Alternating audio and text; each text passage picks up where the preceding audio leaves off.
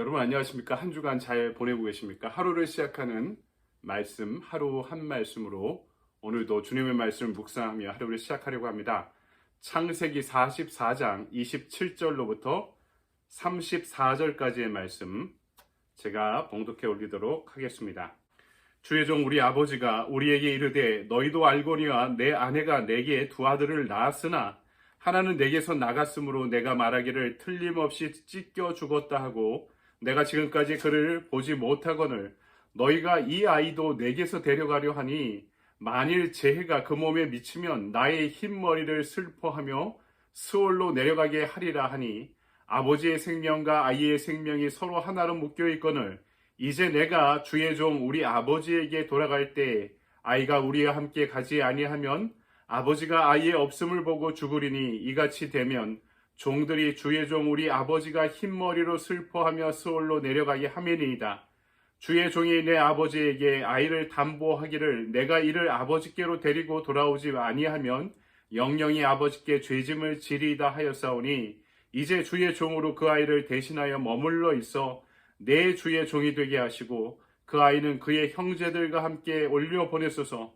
그 아이가 나와 함께 가지 아니하면 내가 어찌 내 아버지에게로 올라갈 수 있으리이까. 두렵건대 재해가 내 아버지에게 미침을 보리이다. 아멘. 주님의 말씀입니다. 주님께 감사드립니다.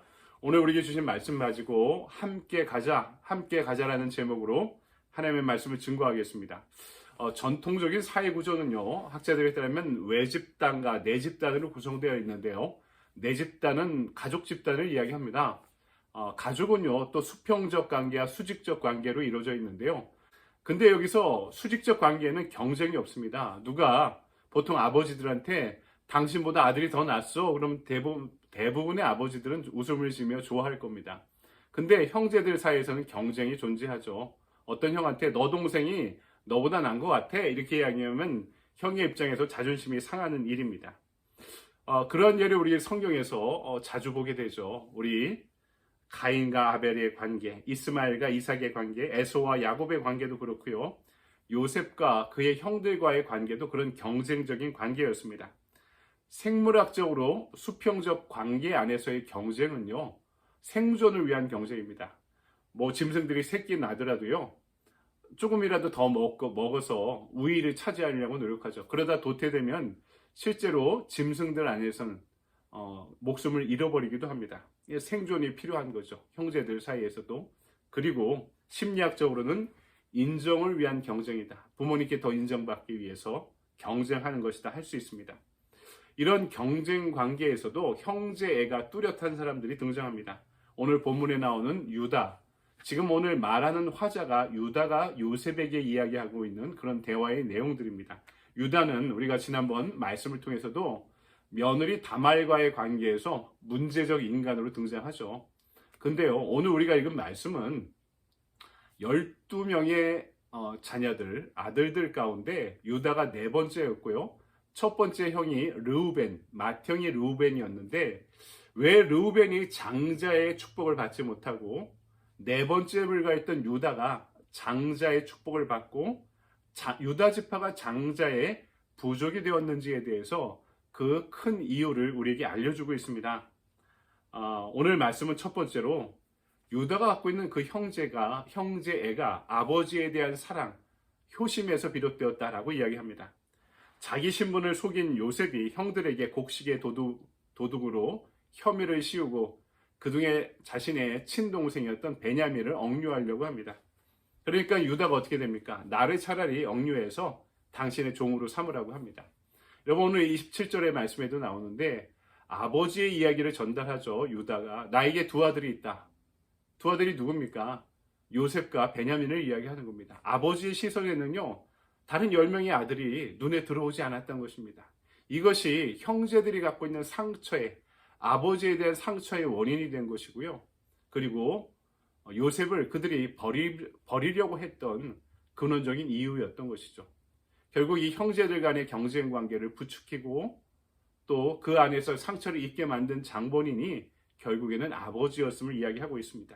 그 아버지가 상처의 대상인데 이제 그 아버지를 위해서, 노년의 아버지를 위해서 자신의 목숨을, 자신의 전부를 지금 유다가 담보로 제공하려고 하는 것입니다. 왜냐하면은 우리 아버지가 이 베냐민마저 잃어버리면은 이제 수월로 내려가는 것처럼 그 건강이 심각하게 훼손되어 목숨을 잃어버릴 수도 있을 것이다 라고 예측하고 있기 때문입니다. 그렇게 요셉을 잃어버렸을 때의 슬픔이 지금까지 컸던 것이고요. 그 세월 동안 아버지는 요셉을 가슴에 묻어오고 살아오고 있었던 것입니다. 그러니까 유다가 아버지에 대한 부채의식이 있었던 거죠. 요셉을 팔아버린 것으로 인해 아버지에 대한 평생의 부채의식이 있었는데 이제 그 막내 베냐민을 지키기 위해 자신의 모든 것을 걸고 있는 모습을 보여주고 있는 것입니다. 여러분, 형제라는 말은요, 같은 아버지의 아들, 자녀라는 뜻입니다. 여기에 신앙적인 의미가 있죠. 어려서 그런 생각을 해봤습니다. 왜 교회 안에서 다 형제, 자매라고 부를까? 순진한 궁금증이었죠. 왜 교회에서 다 형제, 자매님 이렇게 부를까? 같은 아버지를 두었기 때문에 하나님 아버지를 우리의 아버지로 두고 우리가 형제와 자매가 되었다는 것입니다. 하나님이 우리 아버지가 되신 것은요, 우리가 그리스도로 인해 양자의 영을 받았기 때문이죠. 우리 교회 에베소서 1장을 강의하면서도 말씀드렸는데 에베소서 1장 5절에 이렇게 기록되어 있습니다. 그 기쁘신 뜻대로 우리를 예정하사 예수 그리스도로 말미암아 자기의 아들들이 되게 하셨으니, 정확하게 번역하면 자기의 양자가 되게 하셨으니 라고 말씀드렸습니다. 그리스도의 십자가에 의해서 그 은혜로 받아들여진 자는 태초부터 계획된 하나님의 예정 안에 있었고 그들을 하나님께서 자신의 자녀로 삼으셨다. 그 하나님의 성부의 축복이 우리를 자녀 삼아주신 복이다 라고 말씀드렸습니다. 그래서 우리의 형제에는 그리스도의 몸된 교회 안에서 서로가 형제와 자매로 서로를 세워주는 영적 관계 안에 들어가게 되었다라는 것입니다. 그러니까 교회를요, 가족 같은 공동체라고 이야기하지 않고 영적인 가족이라고 이야기하는 이유가 여기에 있는 것입니다. 두 번째, 형제와 함께 하고자 하는 것이 십자가의 정신입니다. 십자가는 수직과 수평으로 이루어져 있죠. 하나님과의 수직적 관계와 이웃들과의 수평적 관계로 이루어져 있습니다. 근데 이 두 나무로 이루어진 십자가 막대기 중에 하나를 빼버리면 뭐가 됩니까? 몽둥이에 지나지 않습니다. 하나님 사랑과 이웃 사랑 중에 하나가 빼져 버리면은 하나님에게 대항하던가 이웃을 다치게 하는 몽둥이가 될 수 있다는 것입니다. 신앙이 갖고 있는, 믿음이 갖고 있는 위험성이 있다는 거죠. 조화와 균형을 이루지 못할 때 그것이 얼마든지 광신에 가까운, 또 하나님에게 대항하고 또 반대로 인간에게 피해를 주는 그런 도구가 될 수 있다는 것입니다. 인간이란 혼자서 살아가는 존재가 아닙니다. 더불어 살아가는 존재죠. 기독교 신앙 안에서는 하나님 사랑과 이웃 사랑이 같이 있는 것이 이유가 있는 것입니다. 요한일서 4장 21절에서 22절, 누구든지 하나님을 사랑하노라 하고 그 형제를 사랑하지 아니하는 자가 보지 못하는 바 하나님을 사랑할 수가 없느니라. 우리가 이 계명을 주께 받았나니 하나님을 사랑하는 자는 또한 그의 형제를 사랑할지니라. 아멘. 하나님 사랑과 이웃 사랑이 함께 가는 것이 십자가의 의미이고 정신이라고 이야기하는 거죠. 오늘 말씀은 다시 돌아와서 요셉을 한번 포기했던 유다는요, 총리가 되어버린 요셉, 자기의 동생인지 알지 못하고 있는 상태죠. 그 요셉의 같은 어머니 밑에서 난 베냐민을 자신에게는 배다른 형제죠. 그 막내를 잃어버리지 않으려고 최선을 다합니다. 당시 최고의 국가였던 이집트의 최고의 공권력을 갖고 있던 총리로부터 자신의 동생을 살려내려고 그 공권력 앞에 자신을 내어 던지는 모습을 보여주고 있는 것입니다. 전에는 포기했지만 이제는 함께 가겠다. 나만이라도, 누군가 못 간다면 내가 차라리 남겠다. 우리는 형제는 함께 가는 존재이기 때문에 그렇다라는 것입니다. 인도의 기독교 성자라고 불리는, 성인이라고 불리는 썬다싱에 대한 일화입니다. 이분이 어느 날 추운 겨울에 히말리아 산맥을 넘는데요, 함께 가던 수도승과 함께 가던 중에 길거리에서 의식을 잃고 쓰러져서 얼어 죽어가고 있는 한 사람을 발견했습니다. 그래서 두 명이니까, 건장한 사람이 두 명이 있으니까 우리가 이분을 함께 업고 가자라고 제안하니까 수도승이 이야기하는 거죠. 보다 냉정해져야 된다. 저 사람을 우리가 업고 가면 우리가 지쳐서 우리마저 이 추위에 얼어 죽게 되지 않겠느냐? 나는 혼자 가겠다 하고 이 수도승이 그 사람을 내버려 두고 혼자 출발하게 되었던 거죠.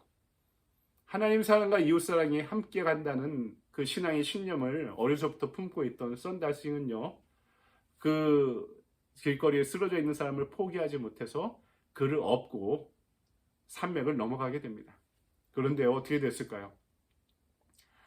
이 사람을 업고 가다 보니까 서로의 체온에 의해서 서로를 보호하게 된 것입니다. 추운데도 이 사람을 업고 가다 보니까 몸에서 열이 나기 시작한 것이죠. 그러다가 산맥 정상에 다다를 때 충격적인 장면을 목격하고 만 것입니다. 자기 혼자 떠났던 그 수도승이 길거리에 쓰러져 얼어 죽어 있었던 것이죠. 살겠다고 한 사람은 죽게 되었고요.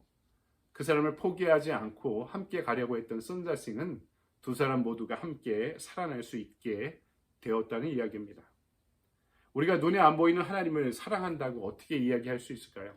오늘 요한일서, 우리가 방금 전에 말씀드렸던 요한일서 4장의 말씀이 그 눈에 안 보이는 하나님을 바라보는 방법을 제시하고 있습니다.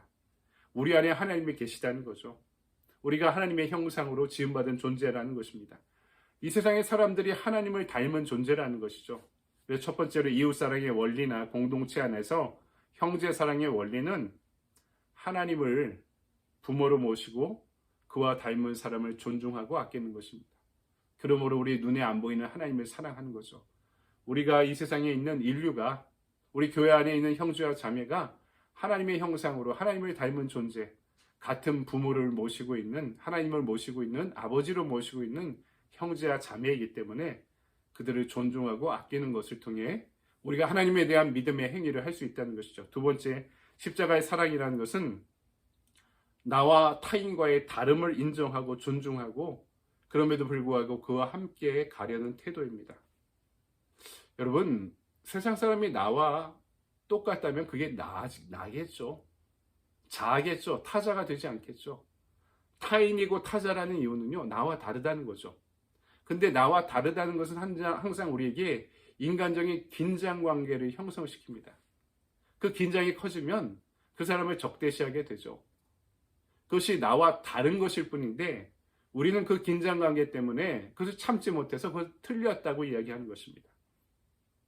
함께 간다는 것은요, 유다가 모두가 함께 가려고 했던 것처럼 나와 다른 것, 나와 다른 형상, 나와 다른 성격, 나랑 다른 생각을 가진 사람들과 함께 가고자 하는 태도를 이야기하는 것입니다. 오늘 하루도 함께 가자고 외쳤던 유다의 마음을 본받아서 하나님 사랑과 이웃 사랑으로 우리가 함께 나아갈 수 있는 하루의 삶이 되기를 주님의 이름으로 간절히 축원드립니다. 적용의 질문입니다. 지금까지 내가 남을 위해 희생한 경험이 무엇인가요? 오늘 내가 속한 가정과 교회, 일터와 사회를 위해 어떤 희생을 감내하겠습니까? 사람들 사이에도 희생을 잘하는 희생의 달란트를 가진 사람도 있고요. 또 어떤 분야에 대해서는 또 내가 더 특별히 더 희생하고자 하는 마음이 누구에게나 있을 것 같습니다. 그런데 문제는 내가 싫어하는 분야도 있죠. 이것만은 다른 것은 잘 감당하는데 이것만은 몸을 사리는 그런 영역이 있을 수 있습니다. 오늘 액션 플랜입니다. 평소 가정에서 필요하지만 미루어 왔던 일을 진행하기. 엄마도 아빠도 남편도 아내도 자녀들도 모두가 다 미루고 있던 일, 이 말씀을 묵상하고 있는 내가 오늘 먼저 감당하는 하루가 되길 바랍니다. 여러분 좋은 하루 보내십시오. 감사합니다.